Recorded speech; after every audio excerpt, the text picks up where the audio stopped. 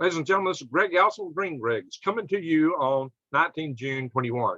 Time on deck, 5100 hours Central Daylight Time. There is a huge crisis brewing. Right now in Afghanistan, we're on the verge of a potential hostage crisis that way dwarfs anything we ever seen with the Iranian hostage crisis, because we have a lot of Americans, a lot, I mean tens of thousands of Americans who may be stranded in Afghanistan. And this is not what the news is telling you, but I'm about to tell you about this, and I'm about to show you this, my friends, because this is going to be beyond belief. This is going to be horrible if this happens, and it looks like this is what's brewing. So buckle up, guys. We've got a lot to cover here. I'm going to try to cover it fast because we need to know about these things. You need to understand them. You also need to, we're going to be talking some more about Afghanistan and the kind of risk it's going to pose for our future. We have a better armed Taliban today than what we went into and took down 20 years ago. Yeah, thanks to the way we botched the withdrawal there, we have a lot of problems, my friends, lots of problems. And that may come home to bite us in more ways than one, not to mention a gigantic hostage crisis and potential terrorism right here. My friends, I'll bring you this in order to, you'll know to prep. This is part of my eyes wide open and head on a swivel series so that you'll know what's coming at us, so you'll know to get ready. Now, you know, on my channel here, I've covered several videos on gardening, things that you need to do to get ready. Good times, bad times, gardening is always a good thing to do, but if it goes down, the grid goes down, which is one of our top targets in this country, you're going to be hard pressed to find food, guys. And there's already food shortages and things that are going on because of supply chain disruptions, and terrorism certainly could play a factor in that, even if we didn't have the power grid go down. Oh my gosh, we may see terrorism attacks way beyond anything we've ever seen before in this country, making 9/11 look like a Sunday school picnic. We are in for a rough ride if we're not careful, my friends. It could be really bad. So bear in mind that also got videos. Check out these videos about how to eat free from the weeds and the trees. Those are important to know. I got a couple of videos about going to big box stores. You need to see them. So you can get some ideas about what to get and how to get it. Okay, all that said, now bear in mind, I'm going to bring more videos like this to you of what to do, what to be aware of, what's cooking, what's going down. In fact, I got Colonel John Cole. He's been over there several times. It's going to be on my channel here next week, I hope. We're just trying to set the exact day and time.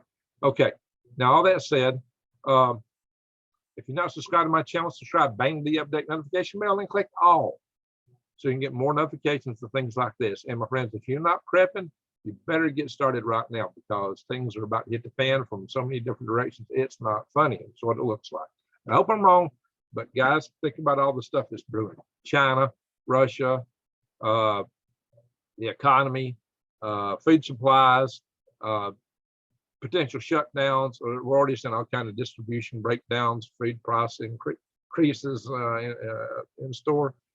So right now I got a real good special for you. If you go to prepwithgreg.com, you can get a 3-month supply of food that lasts you 25 years, at least 25 years, and still in perfect condition 25 years from now. It is freeze-dried food. This particular package gets you 2,000 calories per day, unlike many that give you a year's worth of supply, and they say, or a month, and they say it's 800 calories a day. See my video with John Holland, he explains that. 2,000 calories a day, breakfast, lunch, and dinner, drinks and desserts. This is a deal to make you aware. $300 off a 6-month supply, 25% off a month supply. Go to prepwithgreg.com. There's a My Purchase Supply logo. You can click there and you can find all of the kind of food options. We have a year's worth, gluten-free, vegan, low carb, all meat lovers. There's many varieties. There's all kind of other prepping supplies you can find there. So let's talk about this. What has happened is this: the Afghan military had supposedly over 300,000 people, but they were routed fast. As you know, there's 80,000 Taliban, and we've only got 5,000 American troops securing the airport there in Kabul. And there's 80,000 Afghan troops out around them, and those Afghan troops are now equipped and armed with our weapons. Yes, they have M16s, they have ammo, they have night vision goggles, all kind of American weaponry is in their hands. So they're better equipped and they outman us. But they really still don't want to firefight with us at this point. They'd rather not do it. but they might, as they're coalescing their forces in the area, they might change their minds real fast. But they supposedly said we got till the 11th of September. Yeah, remember that day. 11th of September to get out completely. Yeah, we're kind of hemming around. Oh, we might have longer. We might have a lot longer to get out of it. Well, I don't know, guys. I really don't know. We may not even have 2 more days. They may change their mind. You know, they're not really known for being the best on their word. So supposedly they're going to let us operate. Right now, we're able to operate in the airport. The problem is this: they have put a iron ring around the airport of Taliban soldiers, and they're at every checkpoint and thick, and nobody can get through without going through them. And apparently there's like 50,000 natives trying to get through, and Americans, British, French, they just can't get through those lines. And the United States military has come out and said, well, we can't secure your safety to the airport, but you got to try to get out if you can. But we you know, if you can get out, we'll take you out, but we can't guarantee your safety to get there because you're on your own. And Americans are going there and says, I can't get through. There's 50,000 people here. We can't get up to the line. We can't get in. We can't get through. Of course, the Afghans are saying they'd let us through, but we can't even, our guys are saying they can't even get up to the point. And a lot of people have been beaten, or at least they were, by the Afghans at those checkpoints. So what's happening? What is going on, guys? So a lot of Americans just are there that just can't get through. The British and the French are sending their special forces in and extracting their citizens. Yeah, our military brass says we can't get our guys out. Our guys are on their own. They've actually said we can't go out there and get them out. Yet the British and the French are doing it. The British and the French are doing it. If the British can do it, if the French can do it, how come the United States, supposed to be the strongest military on earth, can't get their guys out? And the French are, and the British are just sending over small extra contingents of special forces, like 300 guys, and they're going in and extracting their people by whatever means necessary. Hey, General Mark Milli Vanilli and Lloyd Austin, Secretary of Defense. Hey guys, knock, knock, knock. Have a lesson. Send in special forces and use some armored vehicles. You know, you got planes extracting people. When they come back empty, bring some more troops in first. Special forces, and bring some armored vehicles, you know, personnel carriers. You bring those armored personnel carriers or Bradley fighting vehicles, whatever you need to bring in, and have them go out into Afghanistan. As they go out to checkpoints, says, hey guys, we're not here to fight you, Mr. Taliban. We're just going to get our people, and we're going to bring them right back. How about that? Can you do that? You ought to at least try. You need to do something. Or how about talking to the French and seeing how real men can operate? Is our military too woke? Have you fed our guys too much soy? We got soy boys in there. What's going on, Mr. Lloyd Austin? What's going on, Mr. Milli Vanilli? You know, I don't have much respect for our chairman of the Joint Chiefs of Staff. I haven't had any respect from him since before Trump was president. Back in the Obama days, I lost respect for that man long ago. And I don't even think he should be afforded to resign. There should be articles of court-martial arraignment. Anyway, I'm not going to go into that right now. There's a whole lot of other reasons. All right, all that said.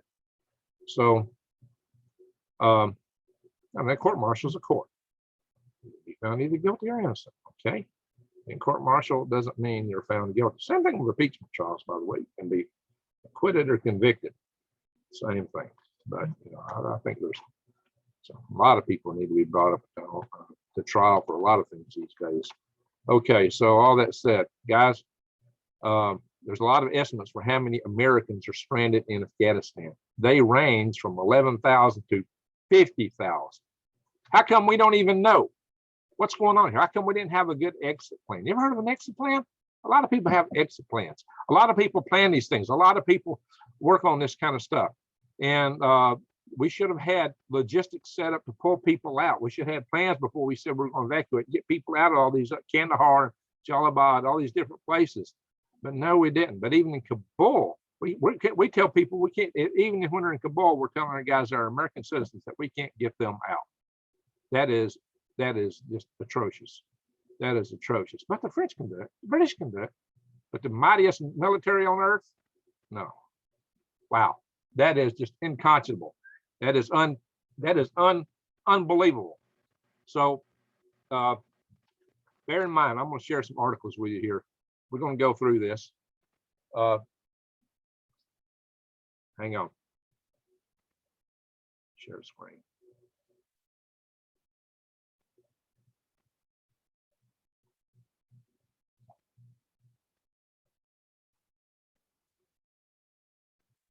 Here we are. Stranded Americans are told to make their own way to the Kabul airport past Taliban checkpoints, but to stay home if they don't think it's safe. Really? And I believe this is a British rag here, the Daily Mail. And they're referring to this as shambolic evacuation. And they're claiming at least 11,000 U.S. Citizens are there. But they also give other numbers here. Americans stranded in Afghanistan have started to be told to gradually make their way to the airport. The State Department isn't sending anyone to escort them and the Taliban, their Taliban control. Oh, the Taliban control the sea. Okay, I'm going to read this. Afghan allies and people boarding U.S. planes have to get past Taliban fighters to get to the airport. See, that's the problem. And the only guarantee of safety is a promise the Taliban leaders won't intervene. How long will that last? British officials claimed Tuesday that they had removed between 5,000 and 9,000 people on U.S. planes every day, or defense officials claimed that. But only 1,400 have been removed in the last 3 days since the Taliban claimed the victory of Kabul on Sunday. So there were some from the first planes that went out had a lot of people on, but they're saying some of these articles saying the planes are empty now. Former CIA director and retired General David Petraeus called the event a race to evacuate. He said it's a Dunkirk moment. So yeah, and Assistant Secretary under Bush State Robert Charles said there's between 15 and 40,000 U.S. citizens stranded. But we said we don't even have a good number. John Kirby is talking about 5,000 to 10,000 in Kabul alone. But like I said, they're all across Afghanistan. We had no plans to get these people out. We had no plans to secure equipment. We had no plans to destroy equipment. If we couldn't secure it, even if it was given to the Taliban army at the time, at the Afghan army, if the Afghan army ran and we were still there, we should have blown it up. But no, it's now the Afghan army, the Taliban are heavily armed. And are picking up our stuff there. Trump said Biden's symbolic efforts makes Vietnam look like child's play. Well, we're about to see the worst evacuation we've ever seen, it looks like. State Department is refusing to transport Americans stranded in Kabul. Here it says there are tens of thousands of U.S. citizens stranded in Afghanistan awaiting evacuation flights home. They're not going to be getting them. The White House Press Secretary Jen, I can say that. But the number of at least 11,000, and others say it may be as high as 40,000. I'm seeing 40,000 numbers cited a lot, but some say 50. So we're including journalists, contractors, NGO workers, diplomats, and government staff who remain in Kabul. Well, there's also the other places like Taliban and Kandahar. So there are people stranded across the country there. I'll repeat this stuff. I want to skip down through here. We're going to show you. U.S. Central Command General Frank McKenzie said on Tuesday that the airport was safe and operating U.S. flights. That's true. The airport is still under the control of the U.S. They're still operating safe there. But outside that airport, which is a small area there right outside Kabul, we have absolutely no operational control in the country. It's been taken over by the Taliban just since Sunday. You know, they just took it. And here's some of the pictures from it. I'm not going to read all this. We're going to just scan through them. There's 3 rings now, 3 rings of control. These are the 2 inner rings, which are inside the airport, which are under American control. The outer ring is under Taliban control. So the outer ring is where you've got the 50,000 people trying to get in, and our guys say they can't even get up to the gates, can't even get there. There's such a press of people trying to get out. And the Afghans are saying, if you don't have a passport, you ain't getting out. So those Afghan people are trying to get out. I guess if they're having passports, they're letting them through. I don't know. But they're said to be whipping and caning a lot of them, according to some reports. Now, I don't know if that's still occurring or not, but I think it was initially. So now get this. This is one of the things that frosts me. The invitation to the airport does not even extend to all of the thousands of U.S. citizens who remain on the ground. Are you kidding me? You got to be kidding me. Nor does it extend to the Afghan allies, the people that fought with us who are going to be in severe trouble over there, who will probably cease to exist, seeking asylum in the U.S. or overseas. What it includes is interpreters, translators, or friendlies in military terms, whatever that means. I mean, our allies aren't included, but friendlies are, but our own people are not. What the devil is this? This is just unconscionable, guys. This is unbelievable. Who is running our government? You bunch of damn, pardon me, excuse me. I shouldn't be talking about this. I'm mad. I don't normally talk like this. That's probably the first time I ever said a word like this on my channel in almost 3 years that I've been on air here. Pardon me, guys. I'm mad. This is just unbelievable. I've never been this upset that we would be leaving all these people stranded like this, that the priorities seem to be off key, that the French can go in. You remember the French, you know, Maginot Line, you know how fast they fell to Germany in World War II? The French are the ones going in and rescuing their people. We can't. British are going to rescue their people. We can't. Wow. U.S. defense officials in charge of evacuating Americans from Kabul claimed Tuesday morning that they would fly 5,000 a day out. They're not doing that, despite managing to only rescue 1,400 in 3 days. Yeah, okay. Well, as many as 40,000 remain stranded here in this. I think this article is written by about 4 different people. Let's see. The Taliban is fast encroaching on the airport in Kabul as its fighters are now in charge of every access point on the way in from the city. They've been set to guard the airport's entrances, which means NATO troops are relying on their cooperation to safely get foreign nationals and Afghan refugees through the gates and onto the planes. So why don't we have vehicles going in and out, taking the people that we're trying to rescue? Why don't we have that going on? Why don't we have some caravans going through? Why not? Why aren't we trying that? Why don't we put some people in there that can fight if they have to? If getting forced to, we got to get our people out, even if we had to fight for it. Yeah, we may be outnumbered, but I think, well, at least at one time, Americans were capable of fighting. So, guys, I was in the military. I was in the Army. And just to see this kind of response, you know, I was packed up and loaded to go to Iran during the Iranian hostage crisis. Thought I was going. We had all our equipment at Pope Air Force Base, and then suddenly the military decided to do a smaller operation, and it totally botched. I can go into that more in the future here. But so what's happened is we're just not getting the people out. Troops resorted to using Apache helicopters and firing warning shots to disperse crowds. Oh yeah, that's talking about the. We had to send helicopters in front of our C-17s to get them out. So guys, the thing is, why aren't we using helicopters going to extract our people? Why aren't we using special forces? That's what special forces are trained to do. That's what special forces specialize in, is doing things like this. Why aren't we sending we've got Green Berets, we got SEALs, we got all Army Rangers, we got all kind of special forces. Why aren't we sending those guys back to Afghanistan to extract our people there? This is nuts. You know, the Iranian hostage crisis, now what you need to know is this: an Iranian hostage crisis, it went on for 444 days. It brought down the Carter administration. I was in the Army at the time when this whole thing happened. And there were 52 Americans held hostage, 52 Americans from November the 4th, 1979 to January the 20th, 1981. So right after my son was born, when President Reagan was inaugurated.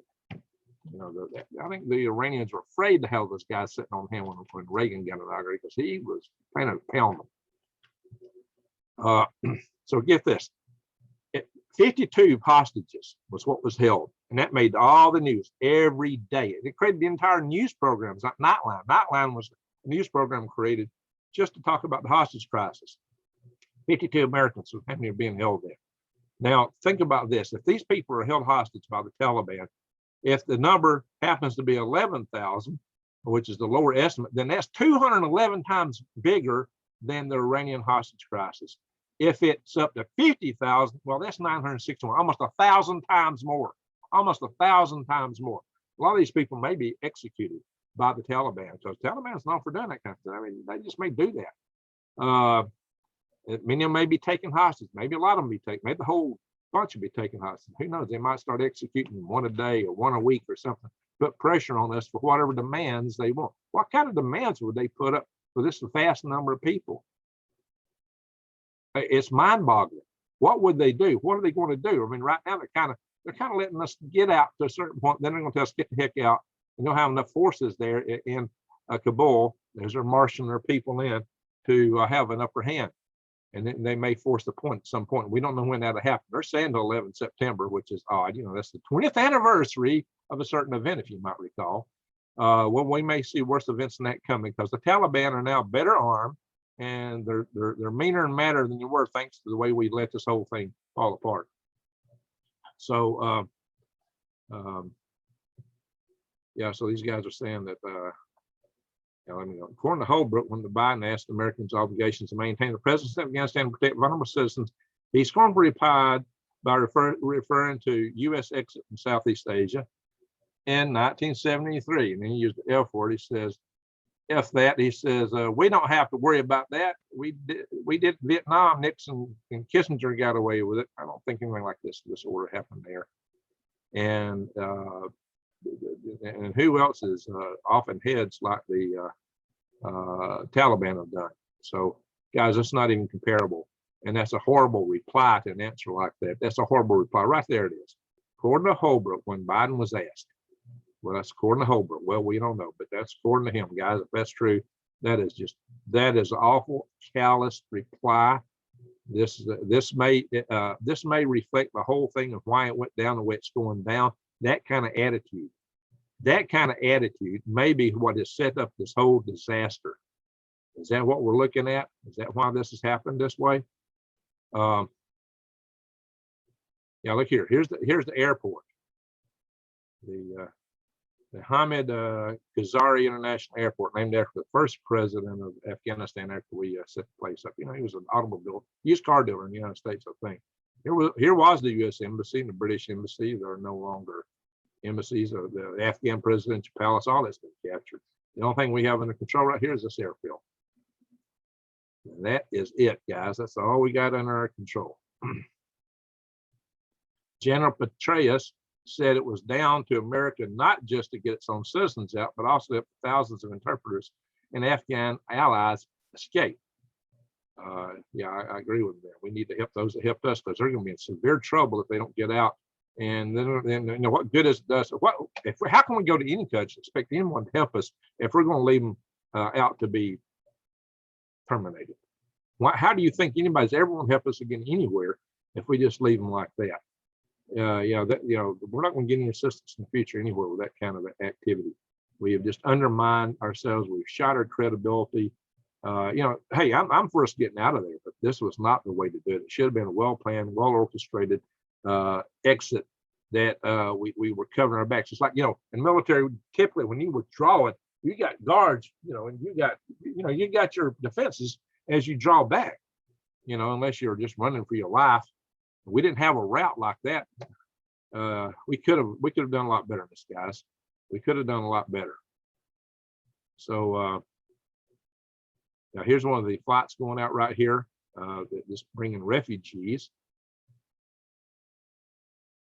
And the reports I see, was a lot of reports of women trying to get out. There are a few women in here, but there's not that many.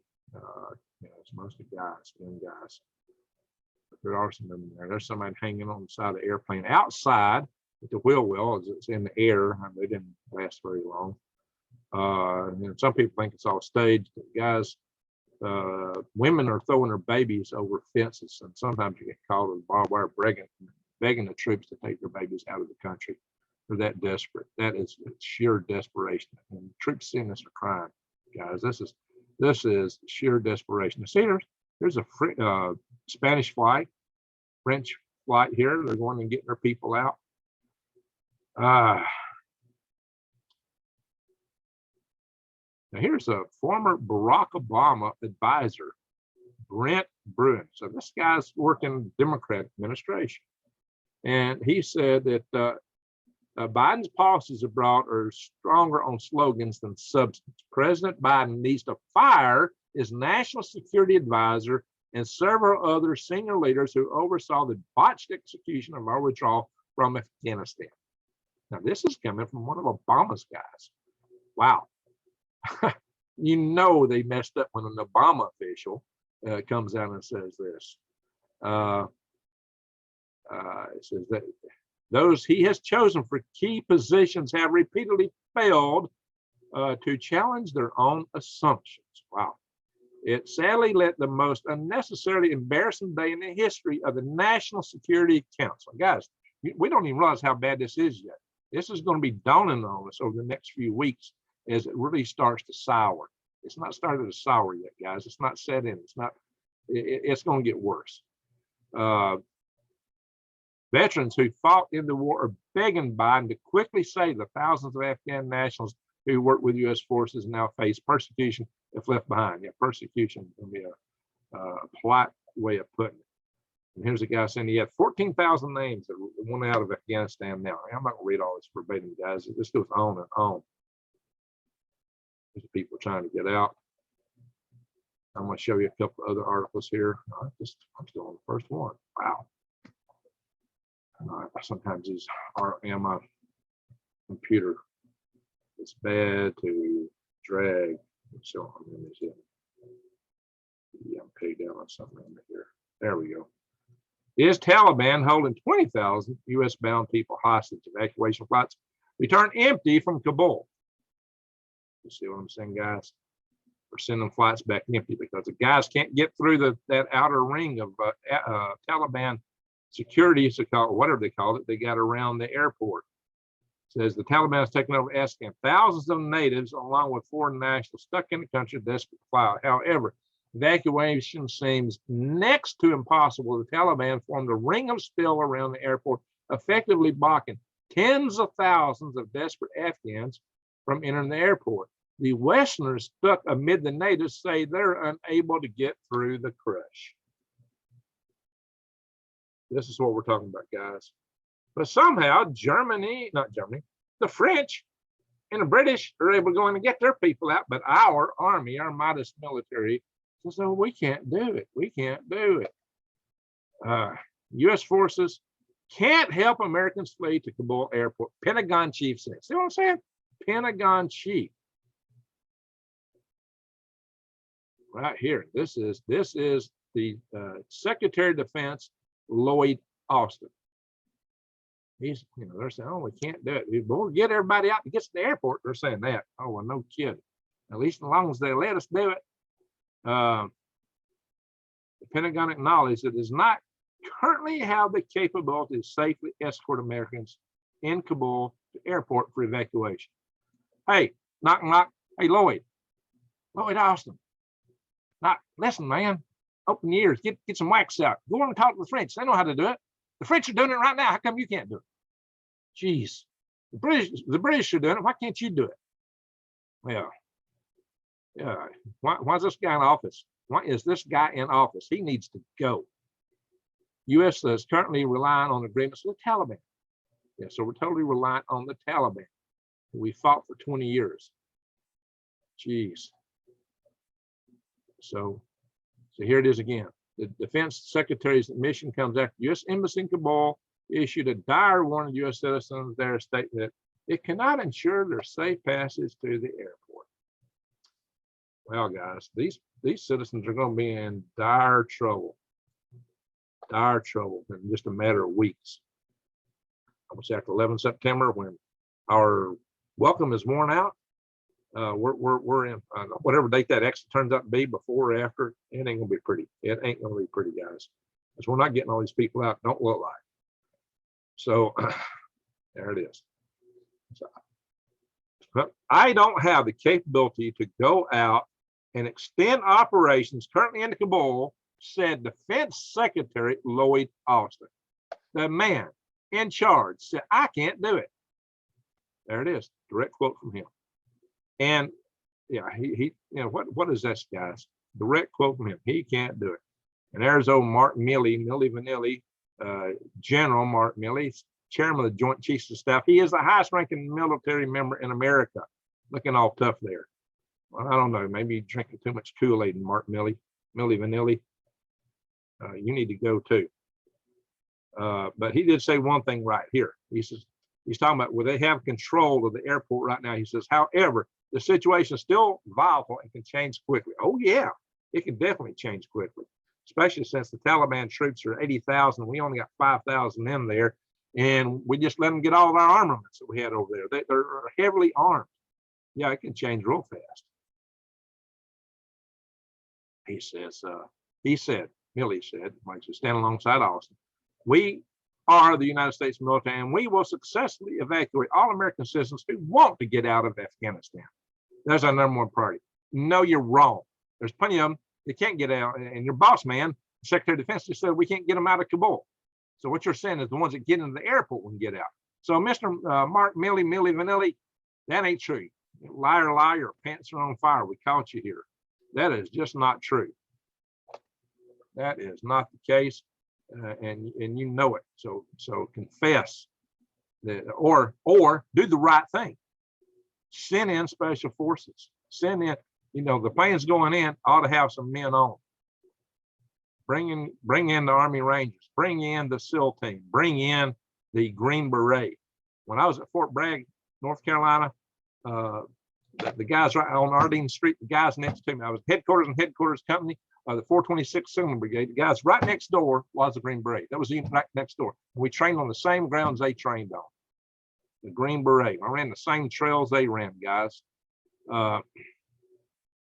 So the gentleman asked about extracting people behind Taliban lines with troops. Said it has the capability to do things if necessary. But then he says such an option is a policy decision. Ooh, wow. Policy decision. There you go, guys. That tells you everything. That says it all right there. Of course, we got Amy Klobuchar, and she ran for president, right? Mitt Romney, he ran for president once too. Well, let's get the journalist out. Let's get the journalist out. Okay, well, we should, but why are we putting priority on the journalist above all these other guys? Because the journalist working for the blame the media, who always are hypnotizing us these days. We are. As U.S. military sticks to airport, British and French forces are rescuing their citizens in Kabul. There you go, guys. I'm not reading this article, but there they are. They're doing it. We're going to shorten this up here, guys. And here's a big guy who ought to be a loser. Democratic lawmaker says U.S. military isn't responsible for getting Americans to Kabul airport safely. Okay, guys, this is Representative John Garamendi, whatever you say his name, Democrat from California. I tell you what, I would vote for just about anybody to run against this guy. Somebody ought to really fatten up some campaign chest to whoever run people against this guy right here. Holy smoke! What a statement! Oh yeah, what a statement from him. And he's on the House Armed Services Committee. He's actually on the House Armed Services Committee. Wow. That is just unbelievable. And of course, here is Mark Milley Vanilli again, saying that we never saw any intelligence that said Afghanistan could collapse as fast as it did. Well, I've heard several people say they were knocking on the door and shoving it in and telling them this, just this very thing. So I don't know, guys. There you go. I'm going to stop the share. This is unbelievable. We're in a bad situation here. We could have a hostage crisis. It could be anywhere from 200 to 1,000 times worse than the Iranian hostage crisis in terms of magnitude of people held. The Iranian hostage crisis went on for 444 days. There could be like daily or weekly executions. There may be people that will be just summarily executed. Anyway, we don't know. We have no idea. Let's hope that don't come to pass. I hope and pray that don't happen. I hope and pray that somehow the Taliban gets word enough that they let our guys out. But why should they? They got the upper hand fast there. You know, we can pray and build the humanity or whatever little bit they got in that area.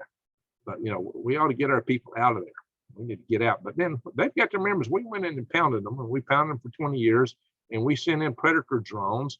Some guy sitting in his underwear in a basement somewhere in the United States would fly a remote control predator drone over. You get one guy who we determined to be a bad guy, and we'd attack a wedding party or a funeral procession and take out the whole family. You know, mama, papa, grandpa, grandma, aunts, uncles, grandkids, you know. Yeah, we didn't generate any love doing that. That is immoral. We should never have done that. And so what we've done was we fanned the flames of hatred. Those people, there's a lot of people over there, somewhat less than absolutely in love of the United States now. More so than there was before we went in there in the first place. And they're better armed. And they got more money now too. Talk a little bit about that. And now suddenly they got a potential alliance with China. China's taking great interest in them. Great interest. Of course, China wants to get their hands on this military technology too. So guys, this is an ugly situation. I will try to keep you abreast of it as I see it. It's not pretty. I'm worried about the potentials for terrorism here, or what kind of extortion we're going to be getting out of Afghanistan over this potential hostage crisis. Let's hope it does not turn into a hostage crisis. But if it does, it could be the biggest one in the history of mankind. This could be huge, huge. We're not in a good situation here. We're not in a good situation. But the terrorism could come out of that place now that they're so well equipped, so well armed, so well funded, and with potential backers like China, who might just love to have somebody like this to engage, you know, proxy wars against America. They might love that. You know, Iran's been doing proxy wars against us and Israel for some time. Maybe China's would look for an opportunity for that now. I don't know, guys. Whatever the case is, proxy or not, Afghanistan have already shown a propensity to do this on their own. If not prepared, get prepared. Start preparing now. You got this. We got the bug going around. I'm more worried about what the government's doing in that regard. Lockdown, shutdown, whatever might come up. The disruption of supply chains. There is just there's potential food shortage. Supply chains already getting disrupted. There's whole ports shut down in China and other places. You know, so there's just a lot to be concerned with. Get ready, prepare, do what you can, grow your own food. Check out my links to True Leaf Market for seeds. Great source for seeds, non-GMO heirloom seeds you can replant from. And check out PrepWithGreg.com. Good stuff there. But mostly, what you need to do is every day let those that you love know you love them, because you just never know how long you got in this world. Hug them. Tell them you love them. And then call them up if you have to, if they're far off. And just get ready. Be prepared physically, mentally, and spiritually. But you got to wrap your mind around the kind of things that may come at you. Think them through and think through your response so you won't be in shock. You don't want to be just standing there like this doing nothing. You got to be able to react, respond. Never get in shock. Never be scared. Be prepared. Okay? And never lose your head. Not just lose your head. Don't panic. That's what I'm saying. It's part of that's related to shock. Don't be shocked. All right, guys. That's why I bring you these things. So you'll know. This will start rationing you. So you won't be in just total catatonic shock if something goes down there. Don't go there. You got to be ready to know what to do to take care of yourself and your family. That's all I'm going to say tonight. This has been longer than I meant to be, but these are important things you got to be aware of. God bless and thank you for watching.